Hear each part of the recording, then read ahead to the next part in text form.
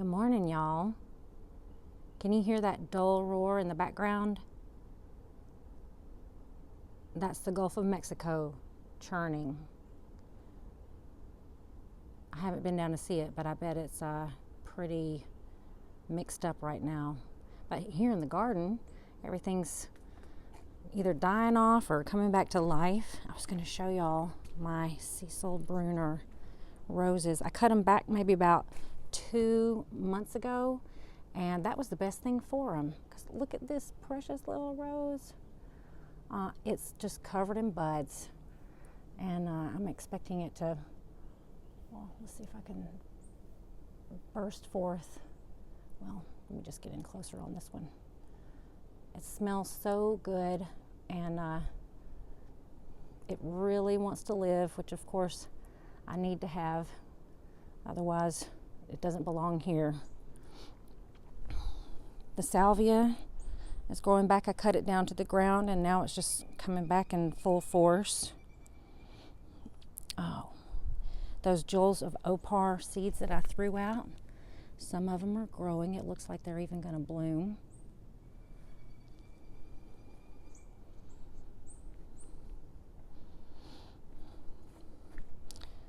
This little geranium really wants to live at this time of year.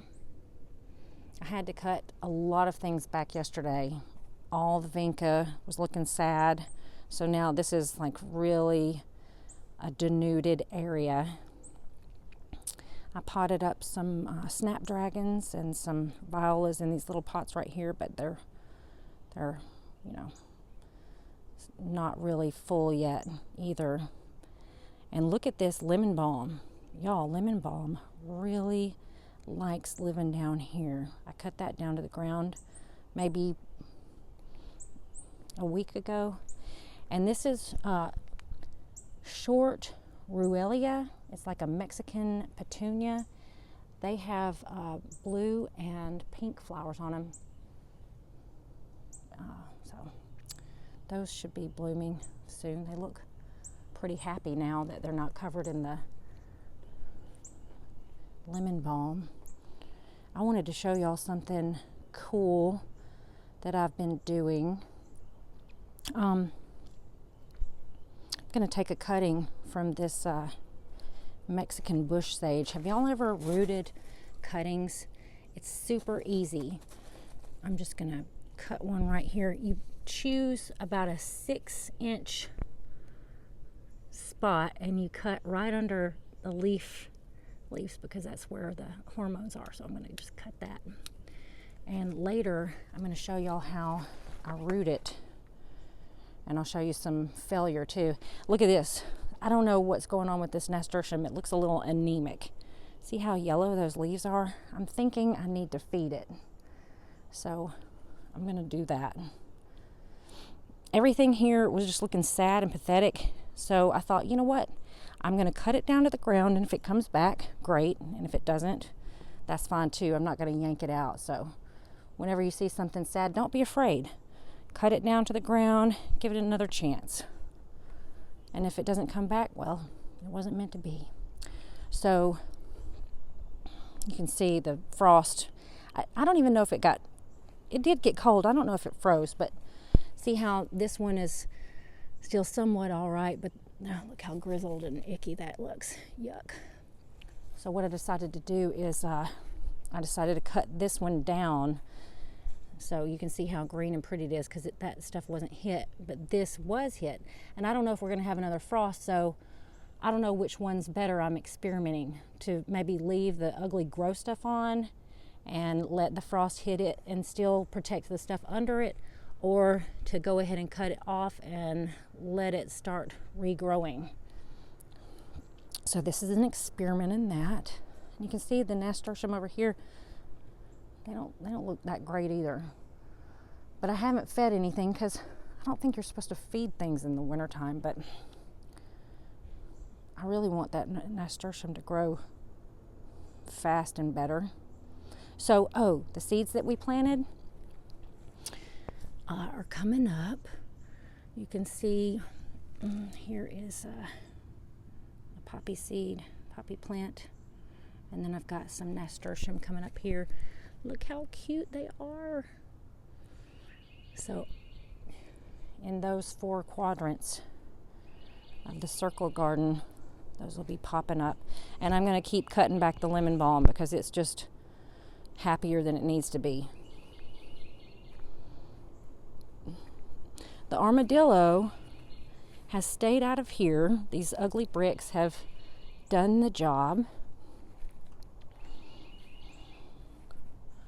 So far it stayed out of there. It has dug around in part of the other parts of the garden because they like ants. So I have an ant bed that's growing at the base of one of my rose bushes, and it almost dug it out of the ground trying to get to the ants. You can see we still have oranges, but I'm going to show y'all something in the potting shed. My friends Carly and Megan have given me some really cute things. Carly gave me that plant stand. Megan gave me this plant stand. And then Carly gave me that potting bench. So they have really helped me make the potting shed pretty and happy. Here's some failure. I don't know. I don't think these peas got enough air. Look at that. Gross.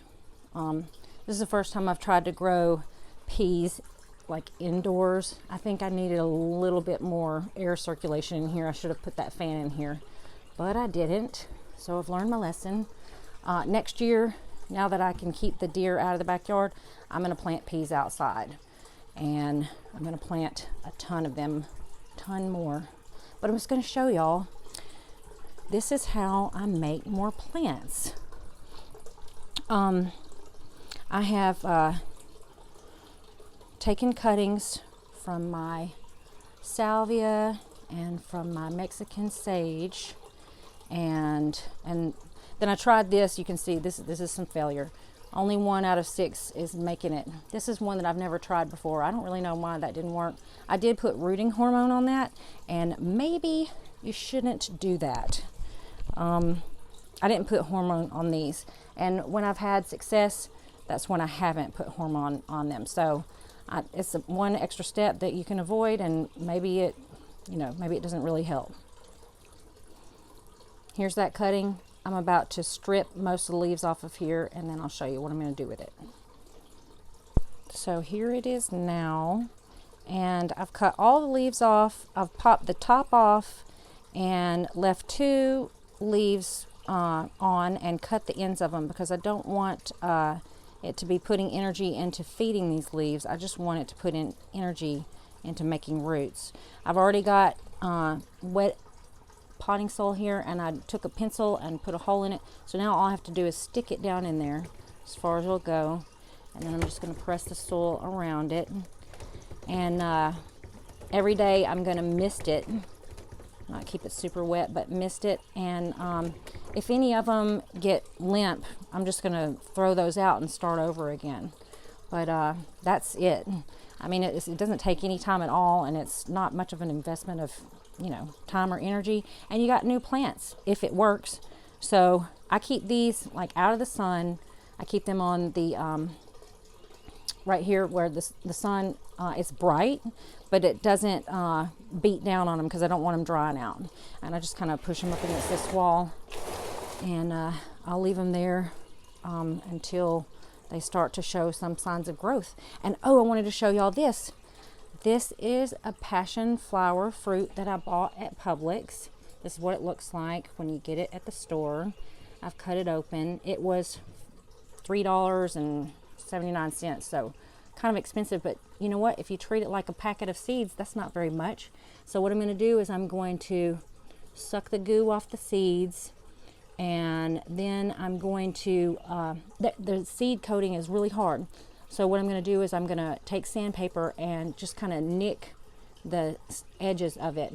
And then I'm going to plant them along my fence line, and I'm going to have passion flower vine. So I'm really excited about that because I've never had any that had fruit. So this is going to be new.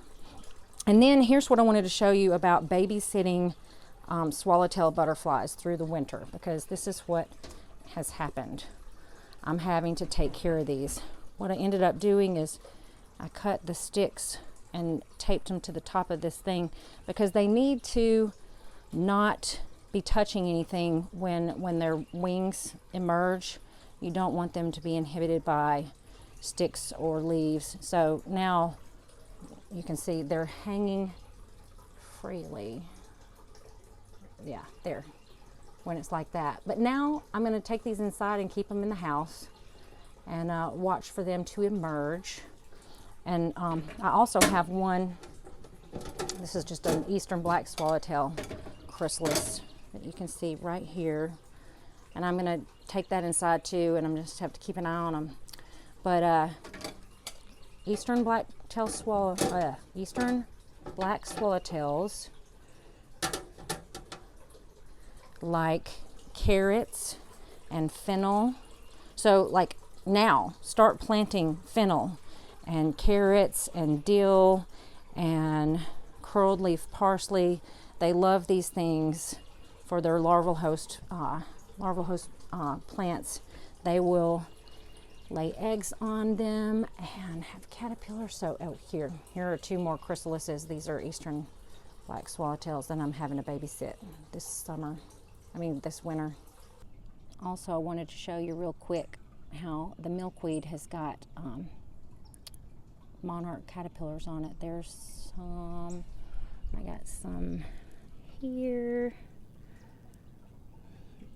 They are loving this milkweed, and I never have enough milkweed, so I'm gonna let it grow as much as possible out in the front yard. I have a bunch of it, and we're just gonna have more and more butterflies. Well, y'all have a great day. Thanks for watching. Bye. Bye.